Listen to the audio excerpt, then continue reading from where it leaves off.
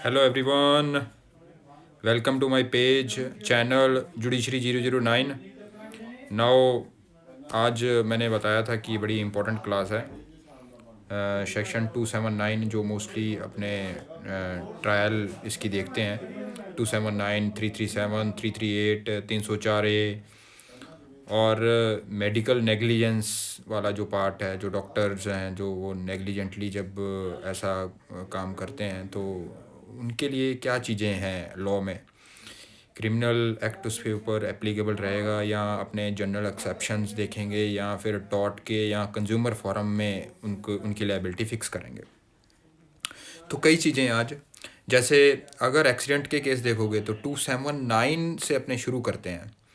Section 279 है वो ये बात करता है कि जो बंदा ड्राइव करता है और ड्राइव करते हुए उसकी ड्राइविंग ऐसी है कि वो रैश एंड नेग्लिजेंट से जो है किसी को हर्ट कॉज कर सकता है और जिससे वो पब्लिक वे में ऐसी ड्राइविंग करते हुए किसी को हर्ट कॉज कर सकता था या कर सकता है, तो उसके ऊपर 279 सेक्शन वो जो है वो अट्रैक्ट हो सकता है। अब देखिए 279 है जो वो हमेशा मूविंग जो व्हीकल मूव कर रहे होते हैं उन्हीं पे लगता है। अगर मान लीजिए मैं आपको एग्जांपल देता हूँ, एक रोड पे एक गाड़ी जा रही है और गाड़ी जाते हुए आगे आ गई रेड, जो लाल बत्ती होगी, रेड जो अलर्ट हुआ, रेड बत्ती हुई तो गाड़ी रोक ली बंदे ने। गाड़ी रोकने के बाद वो बंदा जिसने गाड़ी रोकी थी वो अपनी गाड़ी का उसने जो आगे वाली जो बारी है वो खोल दी। गाड़ी रुकी हुई है, आगे वाली बारी खोल दी। इतने में एक मोटरसाइकिल वाला पीछे से आ रहा था बड़ी तेज़ी से और वो उसकी सीधा हिट कर गया। अब क्वेश्चन ये उठता है क्या अब उस जो ड्राइवर जो मोटरसाइकिल पे सवार था उसको चोट लग गई नीचे गिरने से। क्वेश्चन ये उठा कि क्या 279 है जो वो गाड़ी वाले के ऊपर अट्रैक्ट होगी।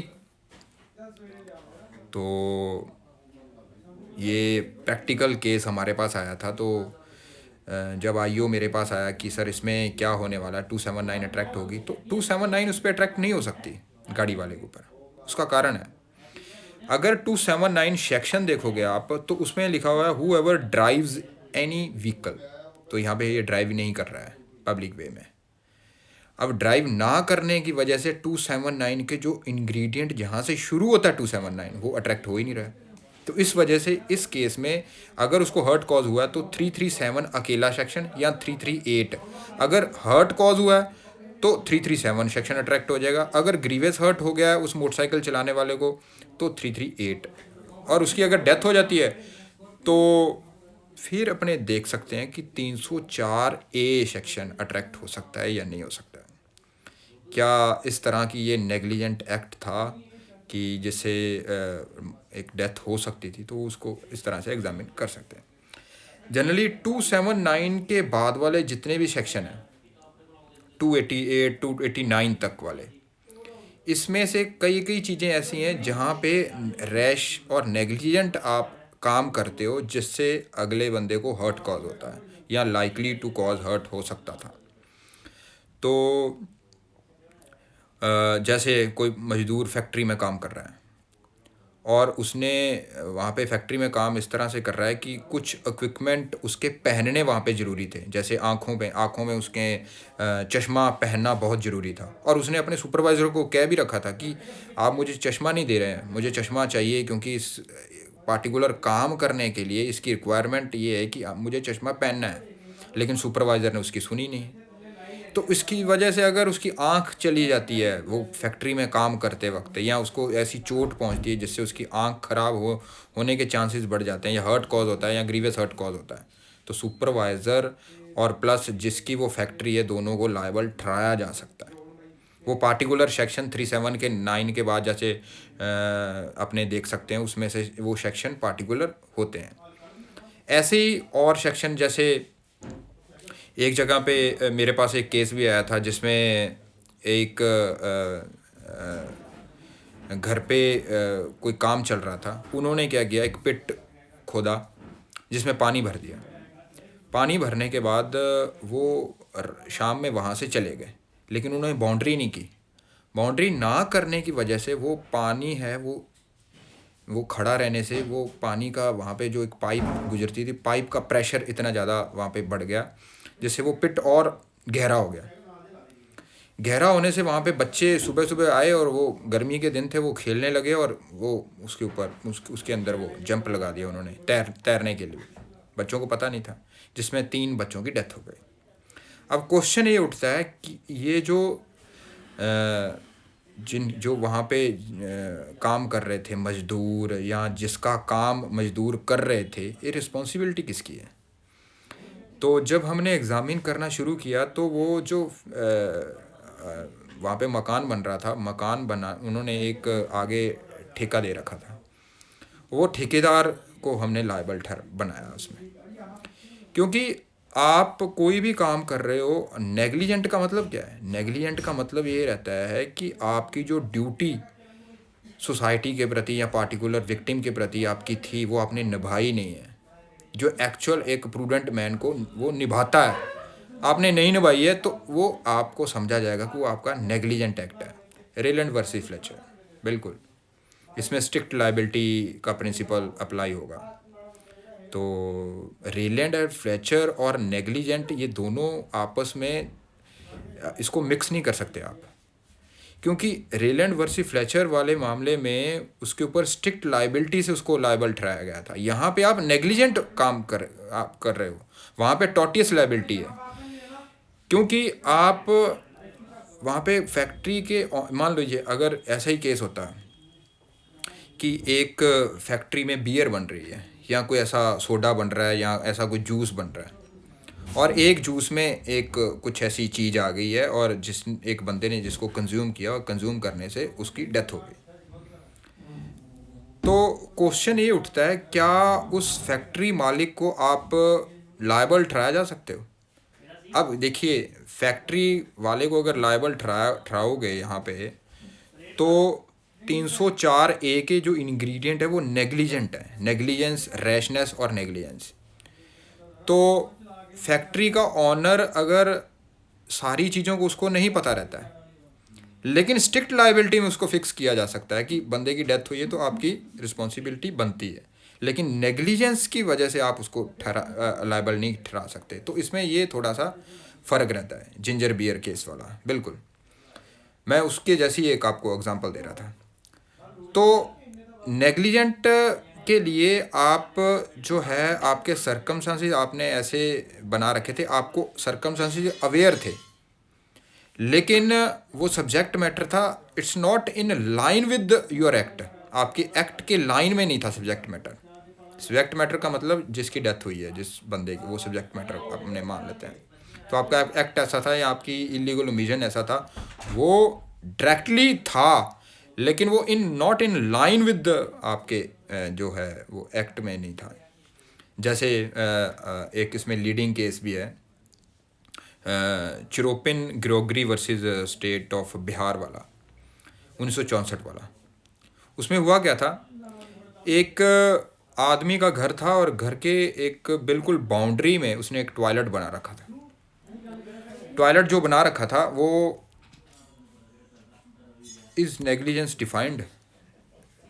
नेग्लिजेंस कहीं पे भी डिफाइंड नहीं है, लेकिन ऑनरेबल सुप्रीम कोर्ट की कई ऐसी जजमेंट्स हैं जहाँ पे नेग्लिजेंस को डिफ़ाइन किया गया। नेग्लिजेंस का मतलब ये रहेगा कि आपकी जो ड्यूटी रहती है सोसाइटी के प्रति या पार्टिकुलर विक्टिम के प्रति, और आपने वो नहीं निभाई है, तो समझा जाएगा कि आप अपने एक्ट में नेग्लिजेंट थे।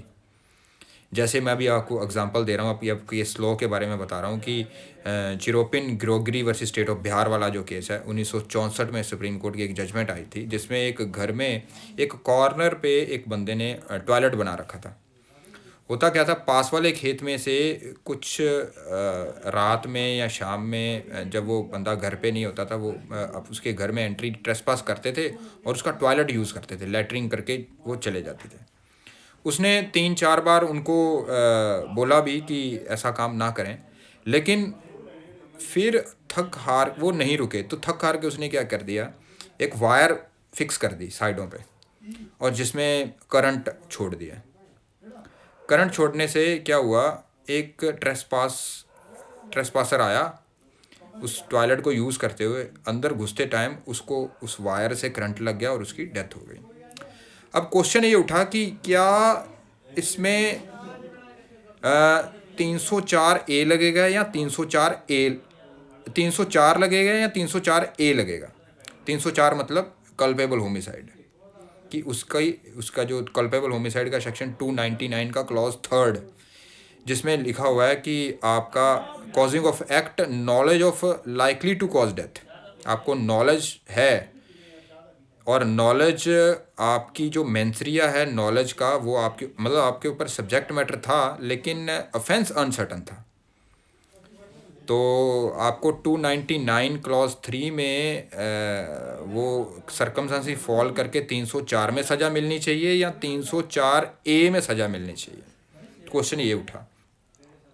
तो सुप्रीम कोर्ट ने समझाया कि जो 299 क्लॉज 3 है उसमें knowledge of likelihood causing death है और वहाँ पे मोर एक्टिव और डायरेक्ट जो अक्यूज्ड का एक्ट होता है बड़ा डायरेक्टिव होता है, डायरेक्टली टूवर्ड सब्जेक्ट मैटर। लेकिन 304A में क्या रहता है, आपका subject matter is not in line with the act of the accused. तो ये फ़र्क रहता है उसमें। आपको यहाँ पे 304A में जो आपके जो सरकमस्टेंसेस होते हैं आपको पता होता है, इट मे हैपन, हो सकते हैं। आपने जो काम किया, आपने जो रिस्क लिया, वो रिस्क इस तरह का था कि आप उसको कंट्रोल कर सकते थे लेकिन वो कंट्रोल नहीं हो पाया जिससे बंदे की डेथ होगी। लेकिन 299 क्लॉज 3 में जिसमें नॉलेज पार्ट है वहाँ पे आप बड़ा डायरेक्टिवली और एक्टिव काम करते हो, आपको नॉलेज रहती है उस चीज़ की। और जो नॉलेज इस तरह की होती है कि वो आपका एक्ट माना जाता है, उसमें आपने एक्ट किया और एक्ट करने से उसके जो एक्ट है वो डायरेक्टली एक्ट किया, आपने डायरेक्ट एक्ट किया। यहाँ पे डायरेक्ट एक्ट नहीं था, अगर देखोगे तो उसने जो करंट लगाया इसमें क्या था, उसको जो फेयर प्रोबेबिलिटी तो थी लेकिन डायरेक्ट नॉलेज नहीं थी। तो इस वजह से वो 304A में उसको लायबल ठहराया गया चिरोपिन ग्रोगरी को। तो इस तरह से आप चीज़ें देख सकते हो। तो 299 का क्लॉज 3 और 304A इन दोनों में फ़र्क है, क्योंकि 299 क्लॉज 3 में हमेशा मेंसरिया रहेगा। मेंसरिया क्या है, नॉलेज, मतलब आपका जो एक्ट ऐसा था कि आपको उसकी नॉलेज थी जिससे लाइकली टू कॉज डेथ हो सकती है। और 304A में क्या होता है, उसमें आपकी नॉलेज नहीं होती, उसमें कोई मेंसरिया नहीं होता लेकिन आपका एक्ट नेग्लिजेंट होता है। आपकी जो ड्यूटी होती है टूवर्ड डैट पार्टिकुलर सर्कमस्टेंसेस वो आपने ओबे नहीं की है, वो आपने ब्रेक की है, इस वजह से वो नेग्लिजेंट है। और रैश का मतलब क्या होता है, रैश का मतलब होता है कि आपका केयरलेस एक्ट है, मतलब इनडिफरेंट एक्ट, मतलब एक बंदे से एक्सपेक्ट उस सर्कमस्टेंसेस में आप जैसा करना चाहते तो वैसा आपने नहीं किया है, आप ओवर हेस्टली काम कर रही है, ओवर हेस्टली आपका एक्ट है और बड़ा डेंजरस एक्ट है। जैसे अभी एक और मैं आपको एग्जांपल देता हूँ, मेरे पास एक केस भी आया था ऐसा ही। उस टाइम कोई त्यौहार था दिल्ली में और वो एक उन्होंने जो उसमें से एक अक्यूज्ड पर्सन था जिसने क्या करा हुआ था, एक मूर्ति लेके वो एक ट्रक में जा रहे थे और मूर्ति को वो मेरे ख्याल में कहीं पे उन्होंने यमुना में या गंगा में उसको विसर्जन करना था और मूर्ति बहुत बड़ी थी। क्या हुआ, रास्ते में एक वायर जो करंट वाली वायर थी वो नीचे काफ़ी हुई थी, वो मूर्ति उस पर अड़ गई, तो उसकी गाड़ी चलते हुए मूर्ति वहाँ पे अड़ गई। मूर्ति अड़ने से उसका करंट है वो जो उस गाड़ी में बैठे हुए थे 3-4 जो मज़दूर लोग थे उनकी डेथ हो जाती है। अब क्वेश्चन ये उठता है कि ये नेग्लिजेंट एक्ट ड्राइवर का था या जो कंसर्न्ड डिपार्टमेंट है जिन्होंने वायर नीचे इतनी कर रखी थी उस डिपार्टमेंट का था। तो जब सरकमस्टांसेस अगर इसको एक्सप्लोर करोगे तो ये सरकमस्टांसेस में क्या नॉलेज प्रज्यूम कर सकते हो आप। मान लो अगर आपने उनको ठहराना है, जो बिजली वाले महकमा है, जो बिजली बोर्ड है, उसको आपने ठहराना है, क्या नॉलेज प्रज्यूम कर सकते हो? नॉलेज नहीं कर सकते। लेकिन उनकी नेग्लिजेंस को आप देख सकते हो कि उनका नेग्लिजेंस क्या था, कि उसका उस तार को ऊपर रहना चाहिए था लेकिन वो नीचे थी। और अगर आपने पहले किसी ने वहाँ पे कंप्लेंट कर रखी थी कि ये तार नीचे है, आपने फिर भी ऊंची नहीं की है, तो वो आपका नेग्लिजेंस एक्ट वहाँ से और भी अच्छे से प्रूव किया जा सकता है। तो इस तरह से आप चीज़ें देख सकते हो। और ये बड़ा ये भी देखिए, सिविल केसेस में और क्रिमिनल केसेस में ये फ़र्क रहेगा। नेग्लिजेंस सिविल केसेस में भी है और क्रिमिनल केसेस में है। सिविल केसेस में आपके ऊपर टॉर्ट की लायबिलिटी फिक्स हो सकती है, लेकिन यहाँ पे क्रिमिनल और सिविल में दो फ़र्क रहेंगे। क्या कि कॉन्ट्रीब्यूटरी नेग्लिजेंस सिविल में रहेगी लेकिन क्रिमिनल में कॉन्ट्रीब्यूटरी नेग्लिजेंस की कोई कंसेप्ट नहीं है। और दूसरा, यहाँ पे क्रिमिनल में ग्रॉस नेग्लिजेंस रहेगा, अकेला नेग्लिजेंस से काम नहीं चलेगा। ग्रॉस नेग्लिजेंस आपका जो एक्ट ऐसा है, जो आपकी जो नेग्लिजेंस है, अगर देखोगे मेडिकल नेग्लिजेंस में जाओगे तो वहाँ पे ग्रॉस नेग्लिजेंस आपको प्रूव करनी पड़ेगी, अकेली नेग्लिजेंस से काम नहीं चलेगा। तो ये थोड़ा सा फ़र्क रहेगा। टॉर्ट में आपको सिर्फ डैमेजेस आपको मिलेंगे, लेकिन यहाँ पे बंदे को सज़ा भी होगी क्रिमिनल में। और जहाँ फिर मेडिकल नेग्लिजेंस में आप कंज्यूमर फोरम में भी जा सकते हो, कंज्यूमर फोरम भी अट्रैक्ट हो सकता है। तो इस तरह से आप चीज़ें देख सकते हो। अब इसमें एक केस आपको और बताता हूँ, SN Hussain versus state of AP वाला। उसमें क्या हुआ था कि एक ट्रेन आ रही थी और ट्रेन ने हॉर्न नहीं बजाया, और इधर एक बच्चों वाली गाड़ी जा रही थी, जो जो जो बच्चों को स्कूल से ड्रॉप करती है और स्कूल में लेके जाती है, या अदरवाइज पैसेंजर कोई जो जो बड़े वाली जो गाड़ी होती है, बस, छोटे मिनी बस या ऐसा कोई भी व्हीकल लगा सकते हो आप। तो जो बस आती है, बस वहाँ पे एक ट्रैक जो होता है, रेलवे का ट्रैक होता है, वहाँ से गुजर रही होती है, क्योंकि वहाँ पे इतने ज़्यादा पेड़ होते हैं कि ट्रेन नहीं दिखती थी वहाँ से। और वो वहाँ पे ऐसा ट्रेन वहाँ पे उन्होंने वो भी नहीं लगा रखा था जो जिससे वो व्हीकल्स को रोका जाए। तो हुआ क्या, ट्रेन ने हॉर्न नहीं बजाया और इधर से इसने जो गाड़ी जो चला रहा था बंदा, जो पैसेंजर गाड़ी जो चला रहा था, जो मैं बता रहा था, ये जब वहाँ से उसने स्लो करके अपने हॉर्न वगैरह बजाया, और जब वो ट्रैक से आगे थोड़ा सा गया तो पीछे वाला जो पार्ट था गाड़ी का, वो इधर से ट्रेन जो आ रही थी, ट्रेन ने हिट कर दिया। तो क्वेश्चन ये उठा, उसमें से कुछ सवारियों की डेथ हो गई। तो क्वेश्चन ये उठा कि क्या ये रेलवे की नेग्लिजेंस से एक्सीडेंट हुआ है या जो गाड़ी वाला जो ड्राइव कर रहा था उसकी वजह से एक्सीडेंट हुआ था। तो सुप्रीम कोर्ट ने काफ़ी चीज़ें एक्सप्लोर की, तो उसने कहा कि जो ड्यूटी थी जो गाड़ी वाले की, जिसकी गाड़ी से बच्चे की डेथ हुई है, जिसकी गाड़ी में बच्चे थे या पैसेंजर थे जिनकी डेथ हुई है, उसने अपनी ड्यूटी ओबे की थी। पहला उसने हॉर्न बजाया था, गाड़ी स्लो की थी, वहाँ पे कोई भी फाटक नहीं लगा हुआ था, तो और वहाँ पे इतने ज़्यादा पेड़ थे कि उसको गाड़ी नहीं दिखी, और गाड़ी वाले ने हॉर्न नहीं बजाया, ट्रेन वाले ने हॉर्न नहीं बजाया। तो इसमें जो गाड़ी जिसकी थी, जिसमें पैसेंजर थे, वहाँ उसका कोई गलती नहीं है। तो आपको हर सरकमस्टांसिस में उस पार्टिकुलर केस में जो चीज़ें हैं, जो फैक्ट दिए हुए हैं, उसको उस तरह से एग्जामिन करना है। आउटराइटली आप इस तरह से नहीं कह सकते कि इसमें 304A अप्लाई होगा या 299 क्लॉज 3 अप्लाई होगा, या लाइबिलिटी नहीं बनती है। तो आपको हर चीज़ का सरकमस्टांसिस देखना है। अब आ जाओ मेडिकल नेग्लिजेंस में। इसमें एक लीडिंग केस है जो जैक्यू मैथ्यूज़ वाला, बड़ा इंपॉर्टेंट है। Jacob Mathew versus state of Punjab, जो 2005 में आई थी सुप्रीम कोर्ट की जजमेंट। इसमें ये देखा गया कि जो डॉक्टर्स होते हैं, जनरली अगर डॉक्टर स्किल्ड होते हैं और वो पेशेंट को इलाज नहीं देते, पहली सिचुएशन, या वो स्किल्ड नहीं होते हैं और वो इलाज दे देते हैं, जिससे वो इलाज ऐसा होता है कि वो इलाज से ठीक नहीं हो पाता, बंदे की डेथ हो जाती है। दो सिचुएशन। तीसरा सिचुएशन ये है कि आप स्किल्ड थे, आपने इलाज किया, लेकिन वो मैनिफेस्टली ऐसा गलत इलाज किया, ट्रीटमेंट किया, जिससे वो सामने वाले को पता लग रहा है। तो 304A के जो सिंपल सर्कमस्टांसेज हैं, जैकब मैथ्यूज ने ये कहा कि वो डॉक्टर्स के ऊपर अप्लीकेबल नहीं होने चाहिए।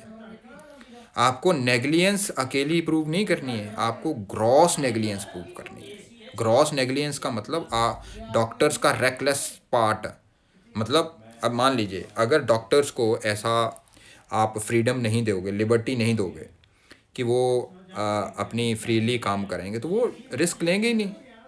ऑपरेशन में रिस्क टेकिंग फैक्टर्स रहते हैं, और रिस्क अगर वो नहीं लेंगे तो पेशेंट कैसे सेव करेंगे।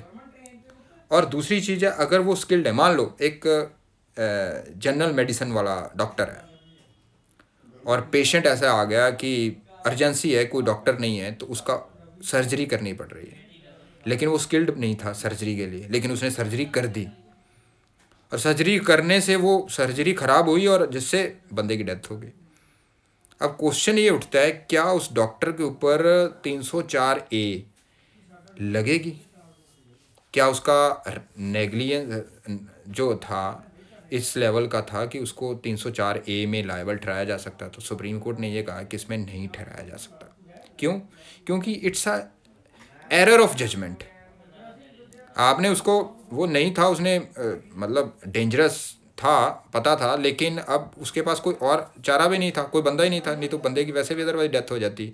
उसने अगर उसको सेव करने की कोशिश की है, तो अगर उसको लायबल ठहराएंगे तो डॉक्टर्स के कभी भी इसका जो है रिस्क नहीं लेंगे। तो एरर ऑफ जजमेंट की वजह से आप उसके ऊपर टॉर्टियस लायबिलिटी या कंज्यूमर फोरम में जा सकते हो, उससे आप डैमेजेस क्लेम कर सकते हो, लेकिन क्रिमिनली उसको लायबल नहीं ठहरा सकते।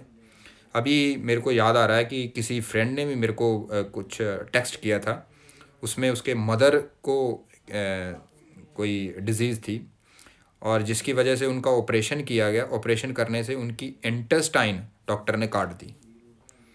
अब क्वेश्चन ये उठता है, क्या उस पे ऊपर मेडिकल जो नेग्लिजेंस लगेगी और उनकी लायबिलिटी फ़िक्स की जा सकती है आईपीसी में 300, अगर उनको ग्रीवियसली हर्ट यहाँ पे हो गया है तो 338 सेक्शन अट्रैक्ट होगा या नहीं होगा। अब देखिए, अगर इस सिचुएशन में देखेंगे तो मेरे को सारे फैक्ट इस केस के नहीं पता है, इस सिचुएशन के नहीं पता है, तो मैं अपने आप से कुछ चीज़ें प्रिज्यूम करूँगा, कुछ ऐड करूँगा, कुछ निकालूंगा। मान लो इस केस में अगर कोई इंजेक्शन ऐसा गलत दे देते, या आउटराइटली आपने कुछ वहाँ पे कॉटन वगैरह उसके पेट में छोड़ दिया, या टॉवल वगैरह छोड़ दिया जो अक्सर देखने, या फिर कुछ ऐसी चीज़ देखती, तो इसमें आउटराइटली कोर्ट है वो डिसाइड नहीं कर सकता है। इसमें क्या होता है, एक्सपर्ट की ज़रूरत पड़ती है, मेडिकल एक्सपर्ट की। तो इसीलिए आपने देखा होगा कि जब भी कोई नेग्लिजेंस वाला ऐसा कोई काम होता है तो वो डॉक्टर्स की एक टीम, 5 डॉक्टर या 3 डॉक्टर्स की टीम बनाते हैं, जो अपनी रिपोर्ट देते हैं कि इस टाइम पे इस फैक्टर में इसने जो रिस्क लिया और ये काम किया, क्या वो नेग्लिजेंट का पार्ट था या ग्रॉस नेग्लिजेंट का पार्ट था। अगर तो नेग्लिजेंस का पार्ट था तो आप उसको टॉर्टियस लायबिलिटी या कंज्यूमर फोरम में जाके उससे आप डैमेजेस क्लेम कर सकते हो। लेकिन अगर वो ग्रॉस नेग्लिजेंस का पार्ट था तो क्रिमिनल एक्ट जो अगर तो जो आईपीसी है वो अट्रैक्ट होगी, जो पार्टिकुलर सेक्शन अट्रैक्ट हो सकता है। तो इस तरह से आपको चीज़ें देखनी है। देखिए, जो एरर ऑफ जजमेंट्स होता है वो किसी से भी हो, किसी भी डॉक्टर से हो सकता है, और उसकी वजह से आप उसको नेग्लिजेंट के साथ डील करते हो और उसको क्रिमिनल लायबल ठहराया जाए, तो ये it's not a good law. ये जैकब मैथ्यूज ने कहा था, Jacob Mathew versus state of Punjab में। सुप्रीम कोर्ट ने कहा कि आपको एक्ट तो देखना है, उसमें जो नेग्लिजेंस देखनी है वो आपने ग्रॉस नेग्लिजेंस चेक करनी है, अकेली नेग्लिजेंस नहीं। नेग्लिजेंस का मतलब आपकी जो ड्यूटी थी टेकिंग केयर की वो आपने ब्रेक की है, लेकिन ग्रॉस में क्या होता है, आपने ड्यूटी तो ब्रेक की है, लेकिन आपकी जो काम ऐसा था वो मैनिफेस्टली झलक रहा है, एक प्रूडेंट मैन भी वहाँ से देख सकता है कि यार ये बंदा नेग्लिजेंट था, आपका एक्ट बड़ा डेंजरस था, आपका एक्ट रेकलेस था, हाईएस्ट एक्ट था। तो इस तरह से आपने चीज़ें देखनी है। अब मान लीजिए कोई जाता है किसी मेडिकल की दुकान में और वहाँ से मेडिसिन ले लेता है और उसको एक्सपायर मेडिसिन आपको दे देते हैं, और आप एक्सपायर मेडिसिन लेते हुए आपको कोई ग्रीवस हर्ट हो जाता है या हर्ट कॉज होता है या किसी की डेथ हो जाती है उससे, तो ये क्या है? ये ग्रॉस नेग्लिजेंस है। क्यों? क्योंकि वो आप मेडिसिन वो वाली दे रहे हो जो आपको नेग्लिजेंट, आप गलत मेडिसिन दोगे तो नेग्लिजेंस हो। अगर मेडिसिन ऐसी देती जो एक्सपायर हो चुकी है तो ये ग्रॉस नेग्लिजेंट है आपका पार्ट। मतलब आपने जो चीज़ें नेग्लिजेंट तो थे ही थे, लेकिन आप ओवर हैस्टी एक्ट किया, आपने डेंजरस एक्ट किया आपने, तो ये थोड़ा सा आपको डिफरेंस देखना पड़ेगा। तो एरर ऑफ जजमेंट में हमेशा सिविल लाइबिलिटी, टॉर्टियस लाइबिलिटी या कंज्यूमर फोरम में आप जा सकते हो, और अदरवाइज़ दूसरे केसों में आप क्रिमिनल भी बंदे को आप क्रिमिनल ठहरा सकते हो, चार्ज करा सकते हो। तो सेक्शन 279 मैंने आपको बता दिया। 279 का कभी अटेम्प्ट नहीं होता है, तो पहले मैं ये आपको बता दूं क्यों नहीं होता है। क्योंकि वहाँ पे मूविंग ऑफ व्हीकल ज़रूरी है। मान लीजिए 279 वाली एक सिचुएशन आपको और बताता हूँ कि आप नेग्लिजेंटली और रैशली ड्राइविंग कर रहे थे, गाड़ी आपके पास थी और आगे से दो बंदे खड़े हुए हैं, आपने बिल्कुल पास में जाके ऐसे गाड़ी काट दी और वो बहुत ज़्यादा डर गए, और पीछे से भी आप ऐसे ऐसे करते ड्राइविंग करते आ रहे थे बड़ी रैशली का मतलब यहाँ पे ये है कि वो सर्कमस्टांसिस में ये प्रूडेंट मैन को जो चीज़ करनी चाहिए थी, आपने इतना ज़्यादा रिस्क लिया। आपको मान लो वो रिस्क आपने इतना ज़्यादा लिया है, आप उसको कंट्रोल कर सकते थे, लेकिन वो कंट्रोल नहीं हो पाया। कंट्रोल नहीं होने वजह से कोई कांड हो गया, या वो कांड हो सकता था, हर्ट कॉज हो सकता था, लाइकली टू कॉज हर्ट, तो उसमें 279 आपके ऊपर अट्रैक्ट हो सकता है। मान लो वो दोनों खड़े हुए थे, ऐसे काट दिया, हिट नहीं किया, हिट नहीं हुआ है, लेकिन ऐसे कट गया। अब क्वेश्चन ये उठेगा क्या उनके ऊपर 279 अट्रैक्ट होता है या नहीं होता? तो सरकमस्टांसेस ऐसे हैं कि ये लास्ट स्टेज पे उसने अपने आप को, उस रिस्क को कंट्रोल कर लिया था, तो 279 अट्रैक्ट नहीं होना चाहिए। लेकिन इसको और अगर चेंज कर दें, मतलब वो बंदे थे जब वहाँ पे खड़े थे, ऐसे काटा उसने, तो काट के वो गाड़ी कहीं और भी लगी, इधर लगी, मतलब इतनी तेज़ थी, तो आपके ऊपर 279 अट्रैक्ट हो सकता है। तो सरकमस्टेंसेस हमेशा बताएंगे। तो जनरली अगर दिल्ली हाई कोर्ट के इसमें जजमेंट भी है, वो ये कहते हैं कि अगर मान लो आपका व्हीकल आगे सीधा जा रहा है और पीछे से आपको कोई हिट करता है, तो itself is a negligent and rash act है।